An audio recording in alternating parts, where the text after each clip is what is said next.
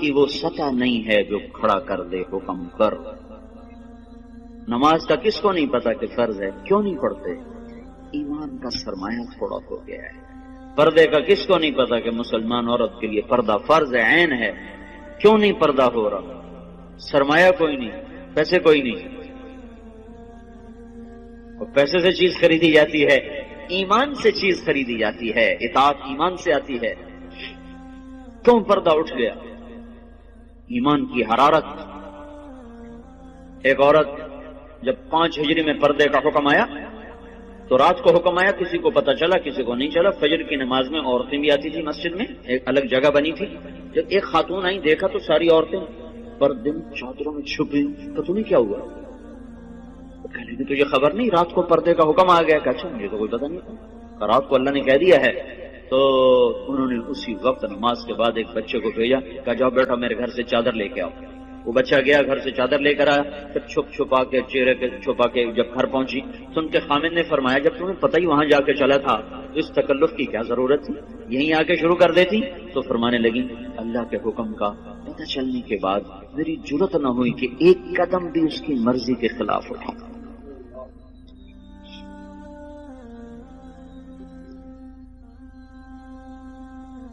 اب چونکہ ایمان کی حرارت ہے نہیں، ایمان کی طاقت کمزور ہو چکی ہے، تو ہیلے بہانے اور لچر عذر۔ حضرت فاطمہ رضی اللہ تعالیٰ عنہ کا انتقال ہونے لگا تو اپنی خادمہ سے کہا، حضرت علی موقع پر موجود نہیں، کہا کہ غسل کا پانی رکھا۔ انہوں نے پانی رکھا، انہوں نے غسل فرمایا کہ میرا فلاں جوڑا نکالا، کا چارپائی میری بیچ میں تھا، انہوں نے کمرے کے بیچ میں چارپائی کر دی، ایسے لیٹی، قبلے کی طرف منہ کر کے کہنے لگی میں مرنے لگی ہوں، علی سے کہنا میرا غسل ہو چکا ہے، میرا کوئی کندھا بھی نہ ننگا کرے، میرا کوئی نہ سطر کھولے، میں نہا چکی ہوں، میرا غسل ہو چکا۔ ان کو مرنے کے بعد بھی یہ فکر ہے کہ میرا کندھا ننگا نہ ہو۔ آج کے لباس نہیں دیکھتے ہو، ساری کمر ننگی ہو رہی ہے، سارے بازو ننگے ہو رہے ہیں۔ یہ مغرب کی بیٹیاں بن کے عزت پانا چاہتی ہیں، مغرب کی عورت نے آزاد ہو کر بڑا دکھ پایا ہے، مجھے میرے رب کی قسم، اس کی آزادی نہیں ہلاکت ہے، ہلاکت۔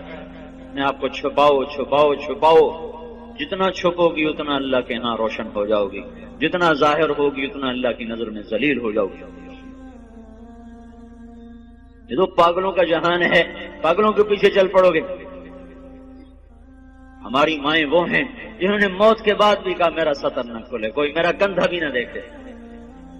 حضرت علی تشریف لائے تو انتقال ہو چکا تھا، تو خادمہ نے کہا کہ یہ فرما کر گئی ہیں، فرمایا ایسا ہی ہوگا، ایسا ہی ہوگا۔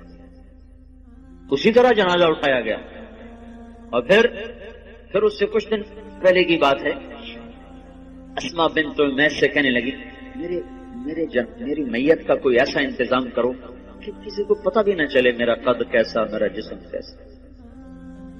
تو انہوں نے کہا میں نے حبشہ کی ہجرت کی تھی، تو وہاں عورت کو دفن کرنے کے لیے، عورت کی میت اٹھانے کے لیے ہوتا ہے کہ وہ چارپائی کے اوپر ایسے وہ لکڑیاں جو لچکدار ہوتی وہ اس طرح پھنسا دیتے ہیں، اس کے اوپر چادر ڈال دیتے ہیں، تو اس سے وہ سارا وجود اندر چھپ جاتا ہے، پتہ ہی نہیں چلتا قد کیا ہے، موٹائی کیا ہے اور چھوٹائی کیا ہے۔ کہ بس میرے ساتھ بھی ایسا ہی کرنا۔ ایک مدد اللہ نے کی کہ میں رات کو اندھیرے میں اٹھایا، دن کے اجالے میں نہیں اٹھایا۔ ایک پردہ اللہ نے کہا کہ پوری رات کوئی پردے کا حکم دے دیا کہ محمد کی بیٹی آ رہی ہے، پردہ کرو۔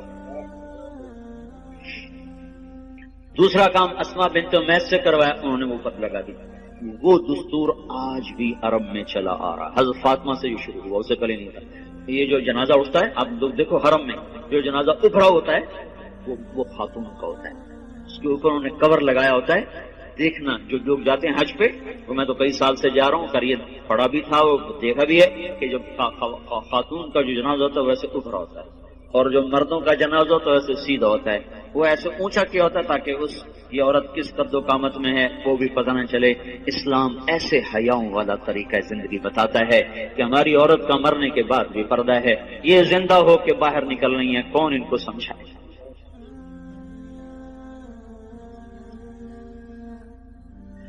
ہاں ہائے، تبلیغ اسی زندگی کو سیکھنے کا کام ہے، یہ پاک زندگی، یہ پاکیزہ زندگی، اس کو لے کے در در گھر گھر پھرنا، لوگوں کی خیر خواہی میں، ان کو اللہ کے ساتھ جوڑنے میں، تھک کے کھانا، لوگوں کی منتیں کر کے ان کو اللہ رسول کی ترتیب زندگی سمجھانا بتانا، یہ ہے تبلیغ کا کام۔ اس کے لیے ہم عورتوں کو بھی نکالتے ہیں، مردوں کو بھی نکال دو، بھائی سیکھو سیکھو۔ اوپر سے ہواؤں کا تیور بدلا ہوا ہے، پانی بکھر چکا ہے، زمین بے لگام ہونے کا ہے، سمندر اچھل اچھل کے اپنے غصے کا اظہار کر رہے ہیں، اللہ تعالیٰ کی طرف سے نشانیاں ظاہر ہو رہی ہیں کہ یا سیدھے ہو جاؤ یا پانی کی لگام کھل سکتی ہے، یا زمین اپنی کروٹ بدل سکتی ہے، یا ہواؤں کی لگام ڈھیلی ہو سکتی ہے، یا چاند سورج کی گردش وہ ہمارے خلاف چل سکتی ہے، اور کوئی اللہ لاؤڈ اسپیکر لگا کے بتائے گا کہ بس کرو، ختم کرو، باز آ جاؤ۔ انہی چیزوں سے اللہ بتائے گا کہ لوٹ آؤ لوٹ آؤ لوٹ آؤ لوٹ آؤ۔ اس لیے بھائیو بہنوں، توبہ کرو اللہ کے دربار میں، مانگو اللہ سے معافیاں، اور اپنی زندگی کو اللہ اس کے رسول کی پاکیزہ ترتیب میں لاؤ اور ڈھالو، اس کو نکل کے سیکھو، گھروں میں اس کی فضا بناؤ، بچوں کو لے کے بیٹھو، ان کو آخرت بتاؤ، جنت بتاؤ، جہنم بتاؤ۔ آج کا ماں باپ بڑا ظالم ہے کہ 2-3 سال کے بچے کو اسکول کے حوالے کر دیتے، اور مائیں فارغ، باپ فارغ، باپ کاروبار میں، مائیں اپنے بناؤ سنگار میں۔ آج کی ماں نے جو کرنا تھا وہ تو کر نہیں رہی۔ اللہ نے اس کے ذمہ خامد کی روٹی نہیں لگائی، خامد کے ماں باپ کی خدمت نہیں لگا، وہ کرے تو اس کی نیکی ہے اور کرنا چاہیے، لیکن اگر وہ نہ کرے تو اس عورت کو نافرمان عورت نہیں کہا جا سکتا۔ تو پھر اس کے ذمہ کام کیا ہے؟ تھکا دینے والا، کھلا دینے والا، جوڑ درد سے پکار اٹھے، وہ کیا ہے؟ نسل کو تیار کرنا۔ یہ اتنا اوکھا کام ہے کہ دانت کے تلے پسینہ آ جائے۔ جو مائیں کرتی نہیں ہے، وہ اپنی طرح جنگل کے پودے کی طرح جوان ہوتے ہیں، جوانوں جب ایسے آنکھ دکھاتے ہیں تو پھر ماؤں کے کلیجے پاڑتے ہیں۔ جب بیٹی آگے سے بولتی ہے تو ماؤں کی راتوں کی نیند اڑتی ہے، اسے سمجھایا کب تھا، اسے ٹائم کب دیا تھا، بچوں کے ساتھ کب بیٹھے تھے۔ مدرسہ تربیت کی جگہ نہیں ہے، نہ خانقاہ تربیت کی جگہ ہے، نہ تبلیغ تربیت کی جگہ ہے۔ سب سے بڑی اور سب سے طاقتور تربیت کی جگہ ماں کی گود ہے اور باپ کا سایہ ہے۔ ماں نے گود خالی کر کے ٹیوٹر کے حوالے کر، ٹیوٹر کے پیٹ سے نکلا ہے کہ تمہارے پیٹ سے نکلا ہے؟ ہاسٹل میں 11 سال کا تھا، میرے باپ نے مجھے ہاسٹل میں ڈالا۔ چھوٹے چھوٹے بچوں کو ہاسٹلوں میں دھکا دے دیا، فارغ تو وہ جنگلی جانور کی طرح اور جنگل کے کانٹے دار جھاڑی کی طرح وہ پروان چڑھتے ہیں، انہیں کیا خبر کہ ماں کیا ہے، باپ کیا ہے۔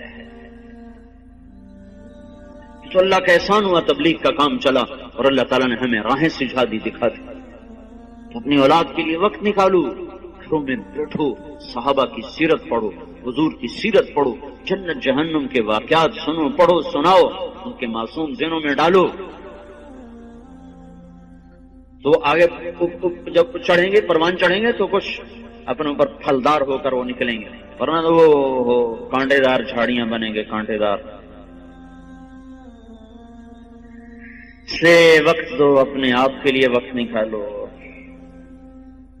اپنی نسل کے لیے وقت نکالو، اپنے گھروں کو مسجد بناؤ، گھروں کو مسجد بناؤ۔ زبان کا بول بڑی طاقت رکھتا ہے، زبان کے بول میں اللہ نے اثر رکھا ہے۔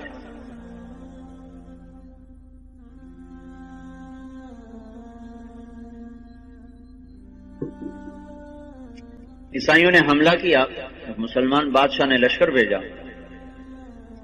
خبر آئی شکست ہو، تو ملکہ نے کہا یہ خبر غلط ہے۔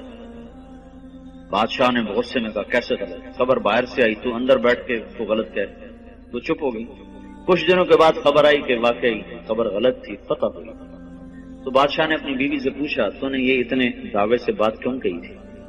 اس نے کہا بات یہ ہے، جب یہ میرا محسوس ہوا کہ میرے پیٹ میں کوئی امانت ہے تو میرے منہ پہ ایک لقمہ بھی حرام کا نہیں آیا، میں نے کوئی مشتبہ کھانا نہیں کھایا۔